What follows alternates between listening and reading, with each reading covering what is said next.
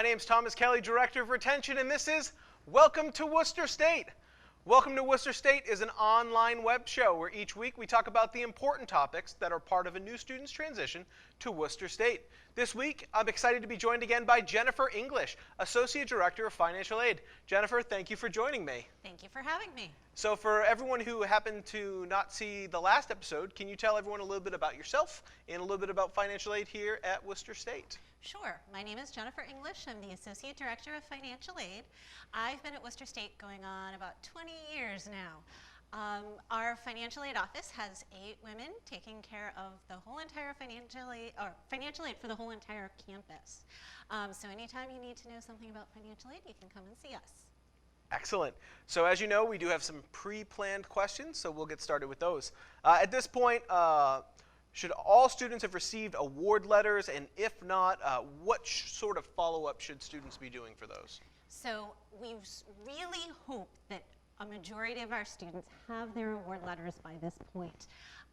It's best for a student to have their award letter prior to the bills going out, so our hope is that you have them in your hands before you receive these bills. For follow-up, you really need to contact our office. Okay. How can a student find out where they are in the financial aid cycle? Sure.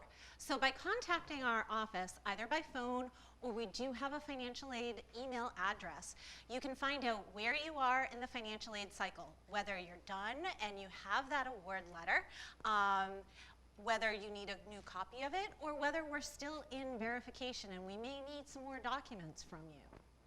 Great. So all students do have a financial aid counselor. How can they find out who that is?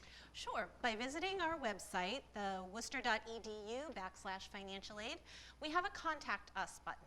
So if you've already contacted our office and you haven't, and you need more information, like I was talking about before about verification, you can visit that Contact Us page, figure out who your financial aid counselor is, broken down by the first initial of your last name, and you can contact your financial aid counselor if you have any more of those in-depth questions.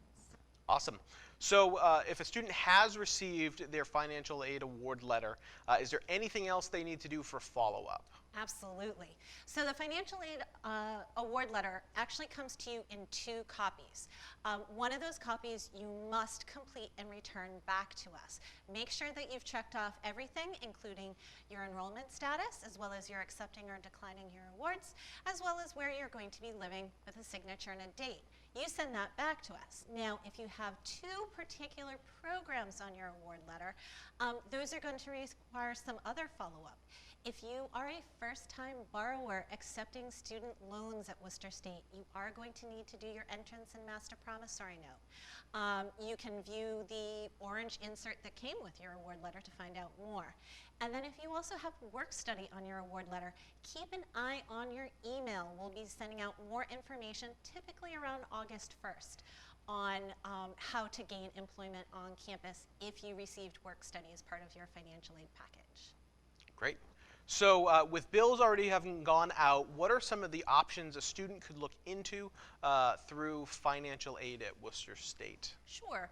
So the financial aid package will go out. It will include everything that we can offer through the financial aid office. But for some students, that means that they might not have their whole entire bill covered. So we do, within that award letter packet, include some information on alternative financing. Probably one of the best options that you'll hear information about from us, as well as from the bursar's office, is our finance plan.